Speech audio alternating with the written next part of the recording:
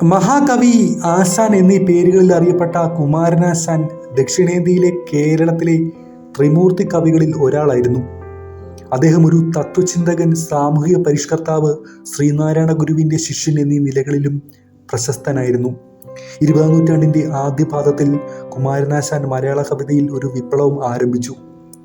ആഴത്തിലുള്ള ധാർമ്മികവും ആത്മീയവുമായ പ്രതിബദ്ധത ആശാന്റെ കവിതകളിൽ പ്രകടമാണ്. ആശാന്റെ കാവ്യാത്മക ഏകാഗ്രതയുടെയും നാടകീയ സന്ദർഭവൽക്കരണത്തിൻ്റെയും വാചാലമായ സാക്ഷ്യമാണ് അദ്ദേഹത്തിൻ്റെ കൃതികൾ. 1873 ഏപ്രിലിൽ ദക്ഷിണേന്ത്യയിലെ തിരുവനന്തപുരം ജില്ലയുടെ വടക്ക് ഭാഗത്തുള്ള ചിറയൻകീഴ് താലൂക്കിലെ കായിക്കര ഗ്രാമത്തിൽ ഈഴവ സമുദായത്തിൽപ്പെട്ട ഒരു വ്യാപാരി കുടുംബത്തിലാണ് ആശാൻ ജനിച്ചത്. 9 കുട്ടികളുള്ള ആ കുടുംബത്തിലെ രണ്ടാമത്തെ മകനായിരുന്നു ആശാൻ. അദ്ദേഹത്തിൻ്റെ പിതാവ് നാരായണൻ പെരുങ്കുടി മലയാളത്തിലും തമിഴിലും നല്ല പ്രാവീണ്യമുള്ള ആളായിരുന്നു. അമ്മ കാളി. കഥകളിയിലും ശാസ്ത്രീയ സംഗീതത്തിലും ആശാന് അഭിനിവേശമുണ്ടായിരുന്നു. ഗണിതത്തിലും സംസ്കൃതത്തിലും ആശാൻ പരിശീലനം നേടി. അതിൽ അദ്ദേഹത്തിന് അഭിനിവേശവും ഉണ്ടായിരുന്നു. തൻ്റെ പിതാവിൻ്റെ പരിശ്രമത്തിലൂടെ പ്രൈമറി സ്കൂൾ അധ്യാപകനായും 14 വയസ്സുള്ളപ്പോൾ ഒരു മെത്തക്കച്ചവടക്കാരൻ്റെ അക്കൗണ്ടൻ്റായും ജോലി ലഭിച്ചെങ്കിലും സംസ്കൃതത്തിൽ ഉന്നത പഠനം നടത്തുന്നതിനായി 2 വർഷത്തിന് ശേഷം അദ്ദേഹം തൻ്റെ ജോലി ഉപേക്ഷിച്ചു. അങ്ങനെ മണമ്പൂർ ഗോവിന്ദനാശാന്റെ കീഴിൽ കവിതയിൽ വിദ്യാർത്ഥിയായി. യോഗയും തന്ത്രവും പഠിക്കാൻ ആഗ്രഹിച്ച അദ്ദേഹം വക്കം മുരുകക്ഷേത്രത്തിൽ അപ്രന്റീസായി ജോലി ചെയ്തു. 1917 ആശാൻ ഭാനുമതിയമ്മയെ വിവാഹം കഴിച്ചു. സജീവ സാമൂഹിക പ്രവർത്തകയായിരുന്ന ഭാനുമതിയമ്മ പിന്നീട് ആശാന്റെ അകാല മരണത്തിന് ശേഷം പുനർവിവാഹം കഴിച്ചു. 1975 ഭാനുമതിയമ്മ മരണപ്പെട്ടു. കുമാരനെ തൻ്റെ ചെറുപ്പകാലം മുതൽ അനാരോഗ്യം അലട്ടിക്കൊണ്ടിരുന്നു. 18 വയസ്സുള്ളപ്പോൾ പിതാവിൻ്റെ അഭ്യർത്ഥന പ്രകാരം ശ്രീനാരായണ ഗുരു അദ്ദേഹത്തിൻ്റെ വീട് സന്ദർശിച്ചു. ആ സമയത്ത് കുമാരൻ കിടപ്പിലായിരുന്നു. മഹാനായ സന്യാസി കുമാരൻ തന്നോടൊപ്പം താമസിച്ച് തൻ്റെ ശിഷ്യനാകണമെന്ന് നിർദ്ദേശിച്ചു. ആ ക്ഷണം ആ കൊച്ചുകുട്ടിക്ക് അപ്രതിരോധ്യമായി തോന്നി. അങ്ങനെ ആ ചെറുപ്പക്കാരൻ്റെ ജീവിതത്തിലെ ഒരു പുതിയ ഘട്ടം ആരംഭിച്ചു. ശ്രീനാരായണ ഗുരുവിൻ്റെ ഒരു സാധാരണ ശിഷ്യനായി തുടർന്നു അദ്ദേഹം. കവിത, സാഹിത്യം, സാമൂഹിക നവോത്ഥാനം എന്നീ മേഖലകളിൽ ഗണ്യമായ സംഭാവനകൾ നൽകി. 1895 കുമാരനെ സംസ്കൃതത്തിൽ ഉന്നത പഠനത്തിനായി ബാംഗ്ലൂരിലേക്ക് അയച്ചു സ്വാമി. അവിടെ വെച്ച് തർക്കശാസ്ത്രത്തിൽ അദ്ദേഹം പ്രാവീണ്യം നേടി. എന്നാൽ അവസാന പരീക്ഷ എഴുതാൻ അദ്ദേഹത്തിന് കഴിഞ്ഞില്ല.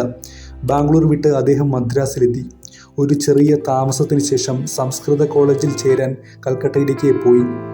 അദ്ദേഹത്തിൻ്റെ ഗുരു മഹോപാധ്യായ കാമാഗ്യനാഥനായിരുന്നു. അദ്ദേഹം തൻ്റെ വിദ്യാർത്ഥിയുടെ കാവ്യാത്മക കഴിവിനെ പ്രോത്സാഹിപ്പിക്കുകയും ഒരു ദിവസം അദ്ദേഹം ഒരു പ്രശസ്ത കവിയാകുമെന്ന് പ്രവചിക്കുകയും ചെയ്തു. ആശാന്റെ ആദ്യകാല കൃതികളിൽ ചിലത് സുബ്രഹ്മണ്യ ശതകം, ശങ്കര ശതകം എന്നിവയായിരുന്നു. അവയിൽ ആശാൻ തൻ്റെ ഭക്തിനിർഭരമായ അഭിലാഷങ്ങൾ പ്രകടിപ്പിച്ചു. അദ്ദേഹത്തിൻ്റെ ചെറു കവിതയായ വീണപൂവ് ഒരു സാഹിത്യ ക്ലാസിക് ആണ്.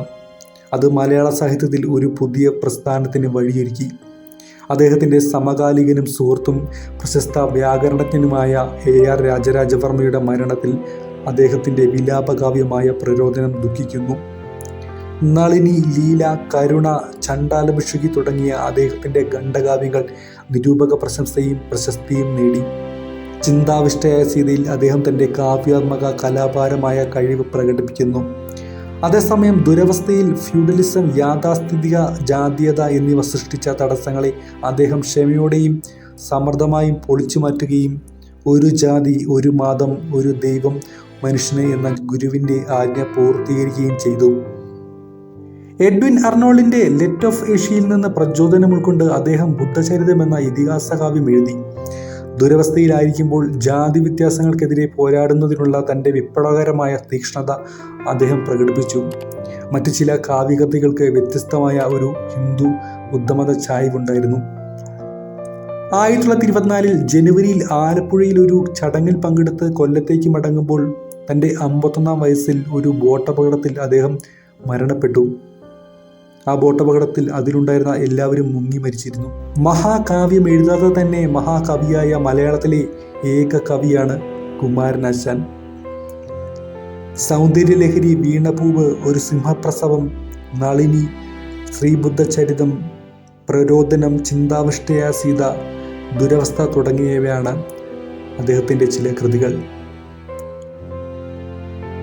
എന്താണ് ഈ വിഷയത്തെക്കുറിച്ചുള്ള അഭിപ്രായം? ഒരു കമൻറ്റായി രേഖപ്പെടുത്തുമല്ലോ. ഈ വീഡിയോ ഇഷ്ടമായെങ്കിൽ തീർച്ചയായും ലൈക്ക് ചെയ്യുമല്ലോ. ഇത്തരം വീഡിയോസ് നിങ്ങളുടെ മൊബൈലിൽ നോട്ടിഫിക്കേഷൻ ലഭിക്കാൻ ഈ ചാനൽ സബ്സ്ക്രൈബ് ചെയ്യുമല്ലോ. അടുത്ത തവണ മറ്റൊരു കണ്ടന്റുമായി അടുത്ത വീഡിയോ കാണുന്നവരെ ഗുഡ് ബൈ.